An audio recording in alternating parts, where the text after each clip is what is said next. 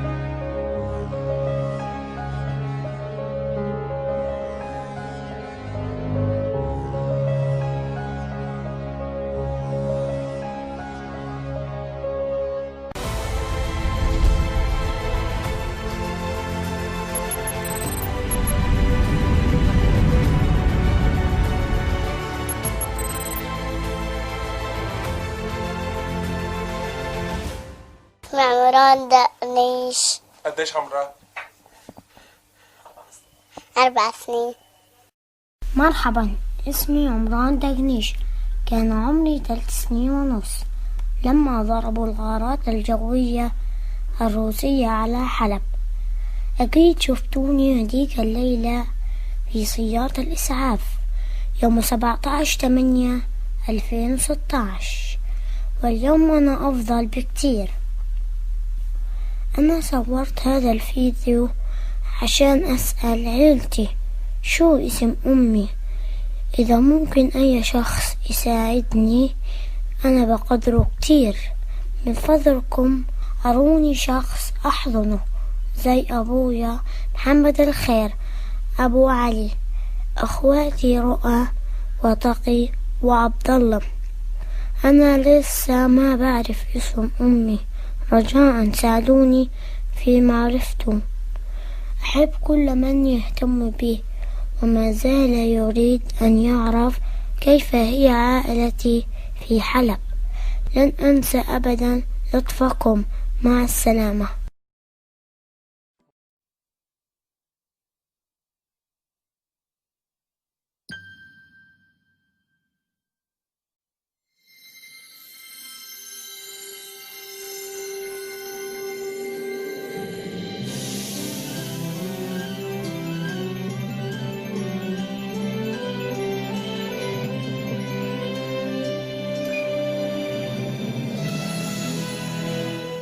He came from Earth. He was only 4 years old. He was the son of a diplomat. He was a time traveler and the first ever to visit another world. His name is Jason McRitch. He's going where no boy has ever gone before, to a place called Opposite Earth is What? Now on DVD and Blu-ray.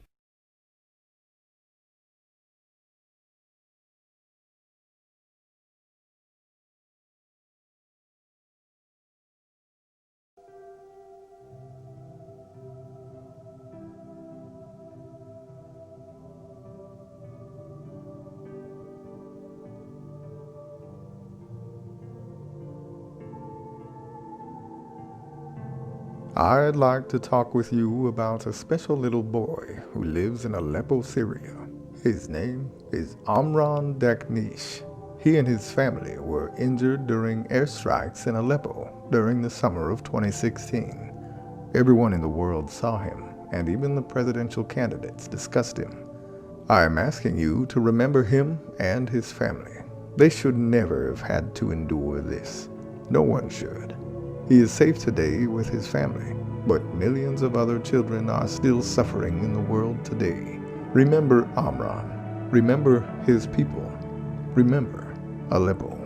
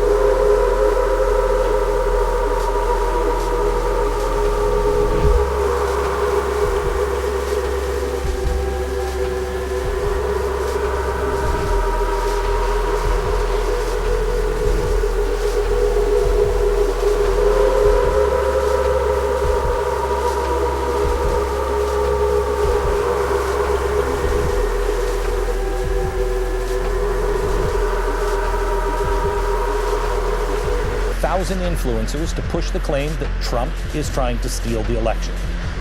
2, you can expect a heavy dose of Hollywood and social media on that. They're recruiting Republican moderates, the moderate governors, to form their own coalition. They are readying a capital strike and work stoppage to pressure companies. As I showed you earlier, the left has been busy building a network of street activists for years, so you're going to see all these groups spontaneously rise up. They plan to unleash them right after election. Now listen to this quote. Team Biden almost always called for and relied on mass protests to just demonstrate the public's commitment to a legitimate outcome. The possibility for violence will increase significantly. The classic leftist playbook, but look how they plan on framing it. Quote, President Trump and his more fervent supporters have every incentive to try to turn peaceful pro-Biden or anti-Trump protests violent in order to generate evidence that a Democratic victory is tantamount to mob rule. Oh, so they expect violence, but when it goes down, they're going to blame Trump agitators. In what world is this even believable? Who's been responsible for the violence over the past few months?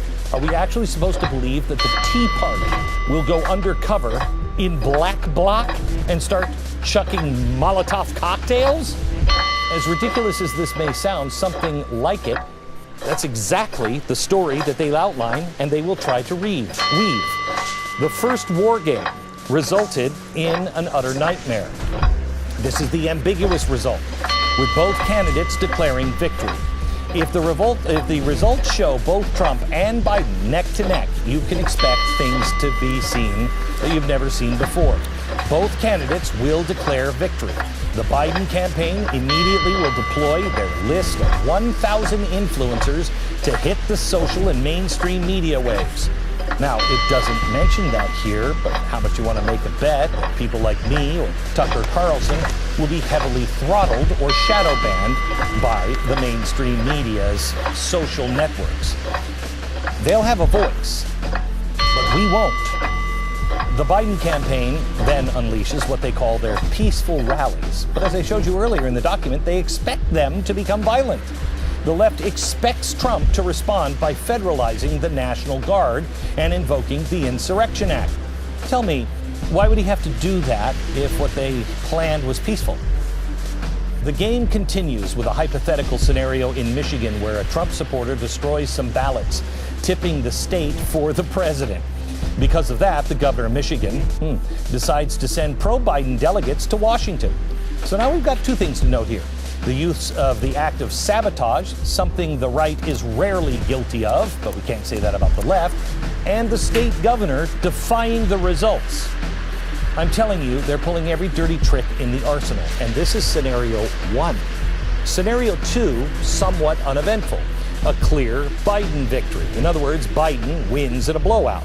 The Democrats think that if this happens, Trump will have no leverage to contest anything. It's actually kind of funny because you can see the bias from the Lincoln Project stooges sitting at the table. It actually includes Trump going to Mar-a-Lago to pursue murky overseas business deals, and then he's supposed to try to rob our treasury, I kid you not, and then launch MAGA TV. I'd like to remind the left that the king of murky overseas business deal is Joe Biden. China, Ukraine, $3.5 million from a corrupt Moscow oligarch. Game 3 is what I think is most likely that we will see, a clear Trump win. The scenario assumes Trump takes an electoral college victory but loses the popular vote. This is clearly what Democrats think will happen. It's why they took inspiration from the election of 1876. Tell me if transition is what they're concerned about here. Right from the get out, the Biden campaign sends the masses out into the streets. Look how the left frames what happens. Quote, the Trump campaign planted agent provocateurs in the protests throughout the country to ensure those protests turn violent and helped further the narrative of a violent insurrection, end quote. Rioting and looting will commence. Violence will ensue. And who will get the blame? You will. Get ready, because everything kicks off as planned on November 3rd. It's going to happen, one of these scenarios. The plan they appear to have made is that Biden will concede, but then make a very public retraction. Quote, if capitalized on the public's outrage that for the first time in 20 years, a candidate lost the popular vote but won the Electoral College. It's been happening for a while. 1876. This is key for later in the scenario. It has nothing to do with transition and integrity and everything to do with destroying our Constitution and the history and the norms of our country. The next stage in the plan has the Democrats leveraging their coalition of governors, immediately asking for recounts in multiple states. In some of those cases, the governors completely ignore the results and send Biden electors instead. This is turn one at the war game. At the end, this is what they list as what they can successfully cook up. Quote, at the end of the first turn, the country was in the midst of a full-blown constitutional crisis characterized by political chaos, widespread threats of violence, sporadic actual violence in the streets, and hostile, dangerous, highly partisan, and frequently unconstrained information and the media environment. In summation, absolute chaos. This is what they want to sow on election night, even though Trump has clearly won. They offer a way out. I'll show you that way out. So great. Next. Let me tell you about Goldline. The American Hotel and Lodging Company reported this week 74% of hotels may lay off more workers without another congressional stimulus deal. Nancy Pelosi won't let it leave the House. That's not good. Disney World has fired, I think today, or laid off 30,000 of their workers for the parks. That's not good. We're spending too much money. We're printing money. We've got chaos coming on the streets. What do you say you look into gold? Please? What do you say you look into gold or silver and protect what you have? Somebody has to have something besides George Soros that they can rebuild the country with and rebuild our lives with. Goldline has a new version of the $5 Liberty coin that I buy, and they're in stellar condition. And this is the last week that they're offering free silver with every MS62 $5 Liberty coin order. If you don't know what that is, because I don't, call them up. It's a great way to pick up some free silver along with your gold. The special ends Friday, so call Goldline today. 866-GOLDLINE. They're standing by for your call right now. 866-GOLDLINE.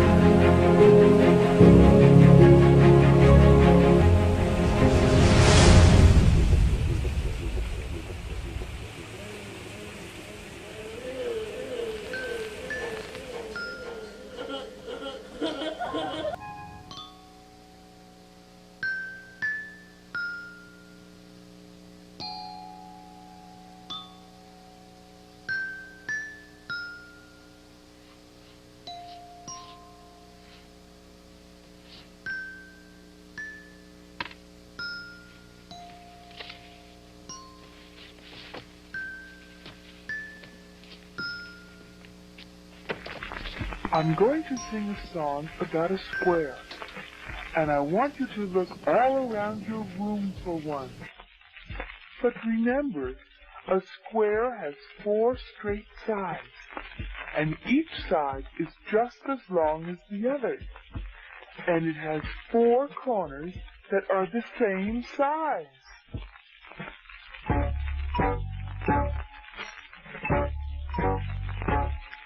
One, 2, 3, 4. There's a square out there. Can you guess the square? Do you think that you can find it? You must be aware of the shape of a square if you really want to find it. So look with care for the shape of a square.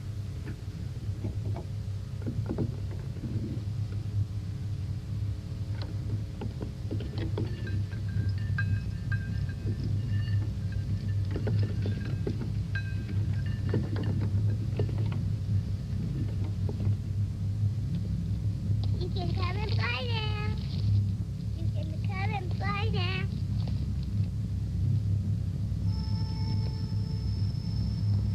Come into the door.